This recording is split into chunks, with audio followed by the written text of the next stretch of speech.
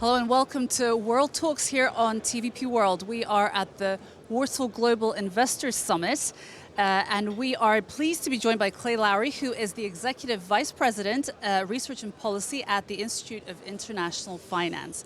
Hello and welcome, and thank you for joining us. Marie, thank you for having me. So we want to talk a little bit about what is happening in international trade. It's been a chaotic few months. Everyone's been trying to follow what is happening back and forth every week. It's been a different story, and we're very pleased to have you with us so you can just give us a little bit of insight as to what has been happening. I suppose we should perhaps start with US and China issues. There has been a little bit of communication between the US and China in terms of the trade tariffs. Things were calming down a little bit. It seemed like Xi Jinping and Donald Trump had perhaps figured out what was going on, but there were a few issues that hadn't been figured out, and mainly it was the hard issues. Can you give us a little bit of insight on where they stand at the moment? So it's a good question, and I think that what we saw at the start of the administration was President Trump was putting on place tariffs on a lot of countries, but in particularly China. So he had said during the campaign he was going to do 60% tariffs on China on top of the tariffs that he had already done back in his first term and the tariffs that were applied by President Biden when he was president of the United States.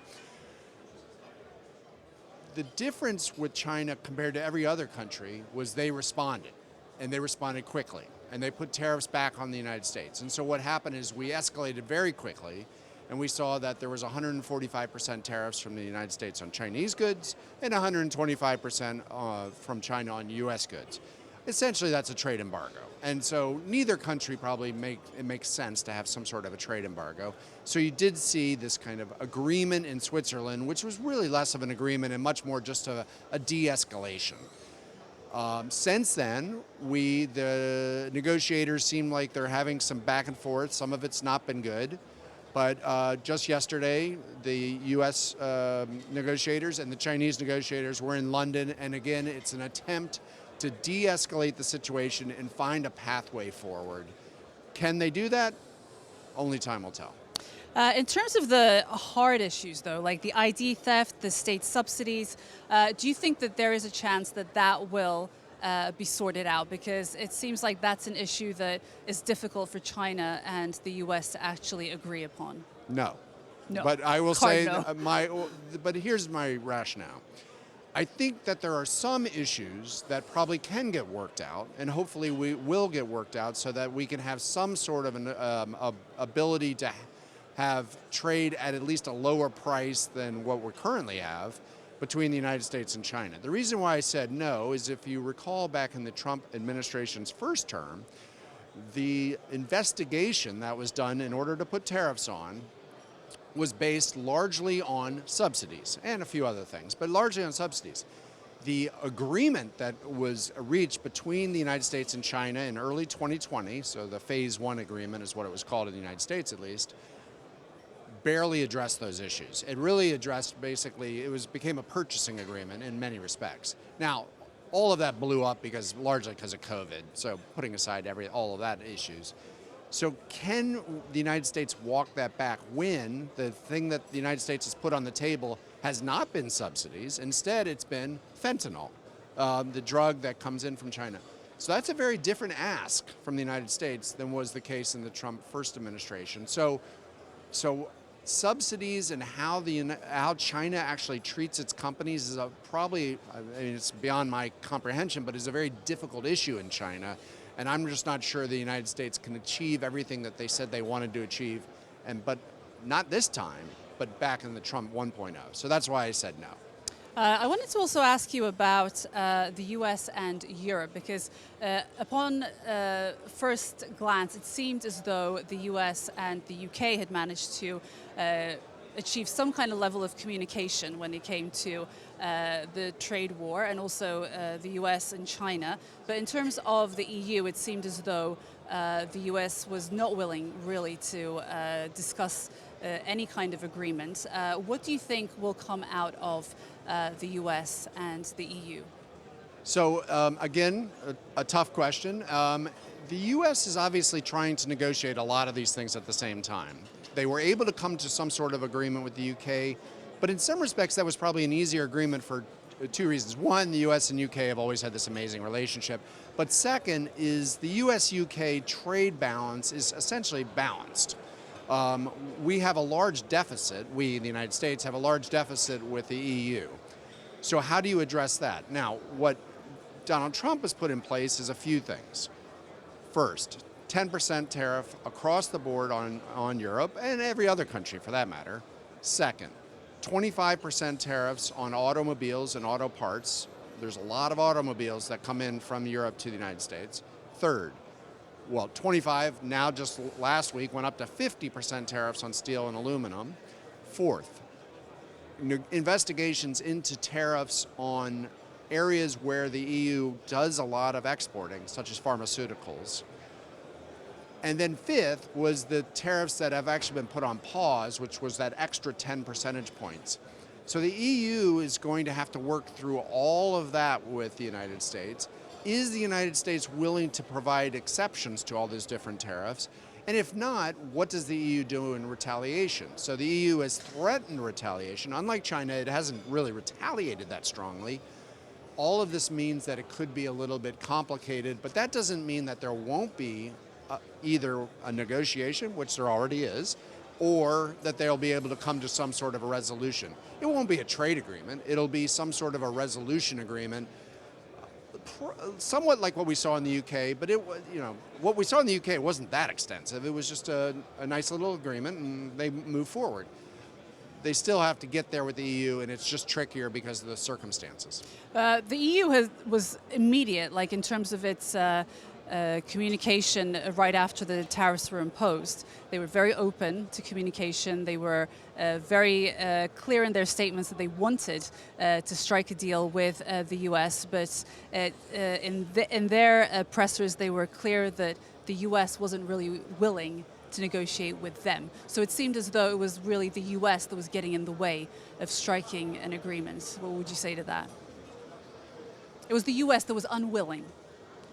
I don't think the U.S. is unwilling. I think the issue is what does the U.S. want? And that has been a question that actually almost every trade negotiation team has said, what is it that you want? Is it some issue to do with fentanyl, which was China, Mexico, and Canada, even though we really don't seem to have a big problem with Canada on fentanyl? Is it to deal with your bilateral trade deficit, which is obviously something that takes a long time to figure out how to work out? We've had a bilateral trade deficit with a lot of countries, again, the United States, for many, many, many years. So I think that is a tough part. If you're on the other side of the negotiation and somebody's coming to you and saying, we want these things from you, and you're like, okay, what do you want? What do you want us to do? Maybe we can do it. Maybe we can't. So you don't think it's a political issue, as suggested by J.D. Vance, that the U.S. is tired of babysitting Europe?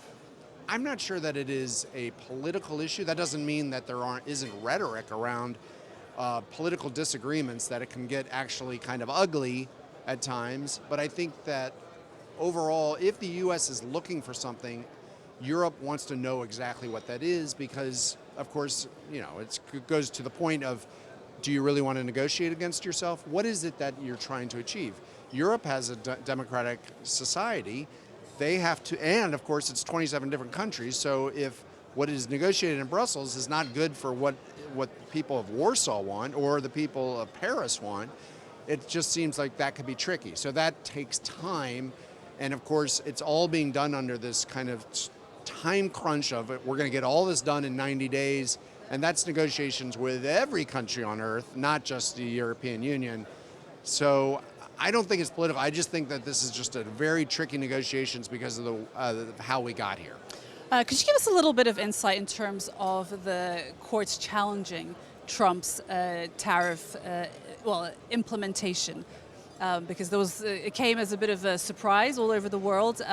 Can you just walk us through the events and where it stands now? Yeah, so basically if you go to the Constitution of the United States, which as a U.S. American citizen I actually think is kind of an important document, it says that that tariff authority, it's really duties, is under the Congress. So in the United States, we have separated powers between the legislative branch and the executive branch.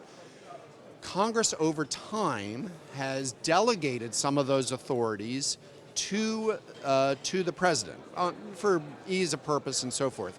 So the tariffs that we have on steel and aluminum, those were delegated to the president. He could use, and so there's an investigation, there's review and comment, there's a procedure to it. President Trump took a different process. He used that, but on these tariffs around the world, as well as the fentanyl tariffs that I mentioned earlier, he used a very strange authority called IEEPA, International Economic Emergencies Power Act, which means absolutely nothing to your listeners, but basically that's the authority they used. The problem is, it never uses the word tariff. So this is emergency powers that the U.S. has, Congress has delegated to the president to do things like, how do you put sanctions on a country? So Russia invades Ukraine, we want to put sanctions on Russia. How do you do it in a very fast way? President Trump used it to do tariffs. And this raises two issues. First, has that authority been delegated by our Congress? If it's not been delegated, that's a problem. Second, the Supreme Court has decided in the United States at times, if Congress has delegated an authority to the president, but it's not clear, in other words, it's kind of vague and broad, you have to go back to the Congress and get more clarity before you change something significant in the United States. And so the argument here is that they didn't do any of those things. Right. And so because of that, it's under question. That doesn't mean the Trump administration could win. They've appealed it. The courts are now looking at it. This will take time, but to me, actually, it wasn't a surprise that they lost, but it wouldn't be a surprise to me if they won. I think it's a very questionable call, and I think we'll see whether how it comes out. But right now, the courts have spoken, at least initially, and so far they've spoken against the Trump administration. So this chapter hasn't been closed just yet? I'm sorry, say that. That chapter hasn't been closed just yet? It has not been closed. Appeals are still ongoing, and maybe just as importantly is there are other authorities the president can utilize that aren't this authority to do some of the tariffs that he's already done. It just will be procedurally more difficult and it'll take more time to implement. Okay. Been wonderful speaking to you, Clay Lowery, Executive Vice President of Research and Policy at the Institute of International Finance. Thank you so much for joining us. Thank you for having me. And that brings us to the end of this episode of World Talks. Thank you so much for joining us, and stay tuned for more exclusive interviews on TVP World. Goodbye.